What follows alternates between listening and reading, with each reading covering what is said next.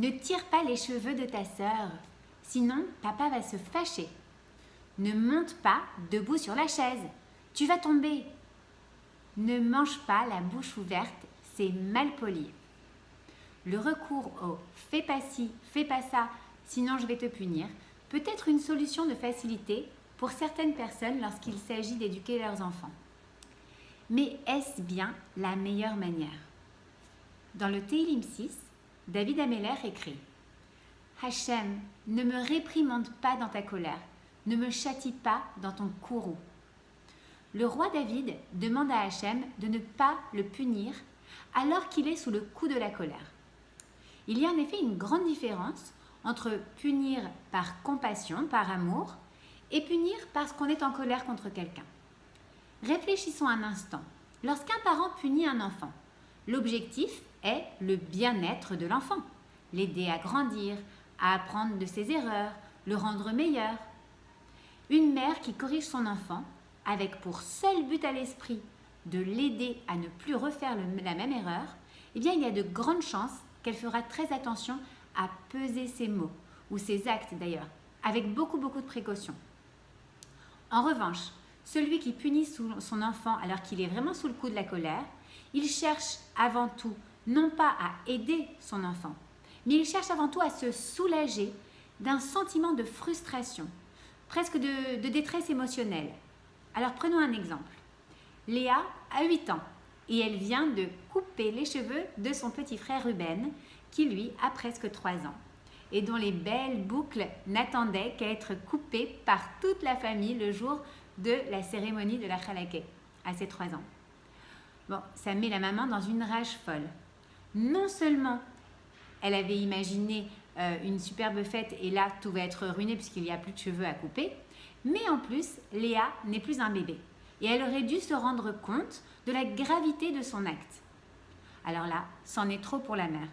Elle sent que ses nerfs commencent à s'échauffer.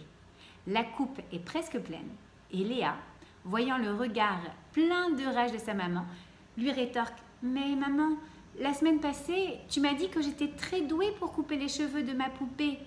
Alors j'ai... » Et là, c'est le mot de trop. Elle explose la maman. « Mais enfin, il y a quand même une différence entre couper les cheveux d'une poupée et celle d'un être humain. Mais qu'est-ce que t'as dans la tête, Léa ?» Et elle continue comme ça de s'énerver. En 2 minutes, la maman a déchargé tous ses nerfs sur sa fille. Elle se sent certes beaucoup plus soulagée, mais qu'en est-il de sa fille? Mettons-nous un peu à sa place. En voyant sa maman dans cet état, elle a sans doute eu peur. Et sans doute qu'elle ne recommencera pas à couper les cheveux de qui que ce soit d'ailleurs.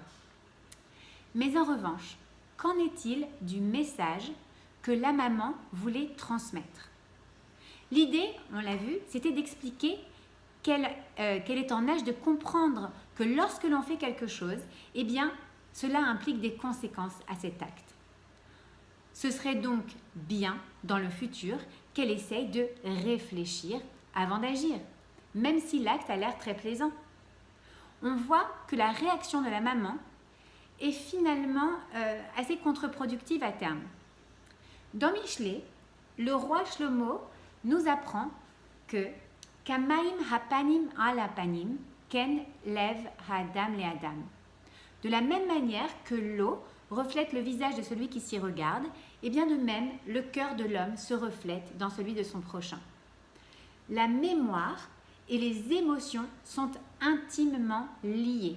Et lorsqu'un parent corrige son enfant sous le coup de la colère, il risque de faire passer les mauvais messages à son enfant.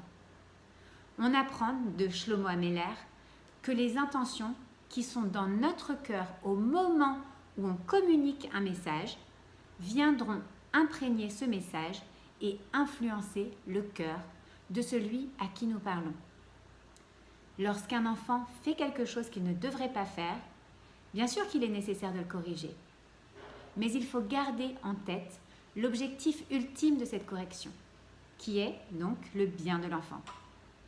L'enfant qui ressent cette compassion et cet amour dans la punition, bien en général, il va l'accepter, même si ça ne lui fait pas plaisir. Mais le plus important là-dedans, c'est surtout que le message que nous voulions passer a bien été reçu. Alors je vous raconte l'histoire d'un Shaliach Chabad qui m'a raconté ça une fois dans sa shlichut. Il rencontra un homme d'une trentaine d'années. Cet homme lui expliqua qu'il était juif, mais qu'il ne voulait plus rien avoir à faire avec le judaïsme. Il semblait vraiment profondément blessé. Et le Rav comprit que ça faisait sans doute des années que cet homme s'était coupé de ses racines. Ils sympathisèrent et l'homme commença à venir de temps en temps d'abord pour retrouver finalement la personnalité sympathique du Rav. Puis, il se mit à étudier de temps en temps avec lui. Et après quelques mois, le Rav proposa à l'homme de venir passer un Shabbat chez lui. La semaine suivante, le Rav fut surpris de voir que cet homme arrivait à la prière du matin. Et après l'office, l'homme vint le voir pour lui parler. Rav Mendy, j'ai grandi dans une famille traditionnaliste où mes parents avaient beaucoup de mal à gérer la frustration. Dès que je faisais une erreur, j'étais réprimandée de manière très sévère. On me traitait de tous les noms et souvent on me frappait. Avec le temps, j'ai pris du recul par rapport à tout ce qui pouvait me rappeler ou me relier à mes parents, car c'était une manière pour moi de me protéger du mal que ça m'avait causé. Et puis, un jour, nous nous sommes rencontrés. Alors au départ, je me suis dit que vous étiez gentil et amical avec moi, juste par intérêt, dans le but de me pousser à revenir vers le judaïsme. Mais après un petit temps, et après surtout vous avoir vu dans votre famille à Shabbat, j'ai compris que votre gentillesse n'était absolument pas conditionnelle. La manière dont vous êtes avec vos enfants, dont vous les éduquez avec amour et compassion, et eux, dont ils vous parlent avec respect en retour également, m'a vraiment fait réfléchir. Et je me suis dit, voilà comment je souhaite devenir quand je me marierai et que j'aurai des enfants. Je veux être ce type de papa-là. Et c'est pourquoi je suis résolue à revenir à une vraie vie de Torah, pour suivre bien sûr votre chemin Rav. Alors on voit de cet exemple que les traditions de ce monsieur que ses parents avaient voulu lui transmettre, eh bien finalement, elles n'avaient absolument pas été reçues, parce que cet enfant qu'il avait été s'était senti brisé, dévalué et totalement incompris par ses parents. Il avait finalement associé l'émotion de la colère, de crainte, avec le message d'amour du judaïsme. Et par conséquent, dans son cœur, la Torah ne pouvait pas l'intéresser. Il a fallu qu'il attende de rencontrer une personne sage, dont les mots, l'émotion et le ton de voix étaient empreints d'amour et de compassion, pour pouvoir retrouver le sens réel du message que ses parents avaient tenté de lui transmettre et qu'il revienne finalement au judaïsme. Alors, lorsque nous lisons ce Tehillim 6, eh bien, nous demandons à notre Père, notre Roi, de ne pas déverser sa colère sur nous. Et pour mériter cela, nous devons, nous aussi, agir de la sorte lorsque l'occasion se propose. En répétant ce verset, nous devons essayer de grandir dans notre manière d'éduquer nos enfants, en étant sûrs d'avoir de la compassion et de l'amour lorsque nous allons choisir les mots et le ton de voix et les actes pour punir nos enfants. À la semaine prochaine!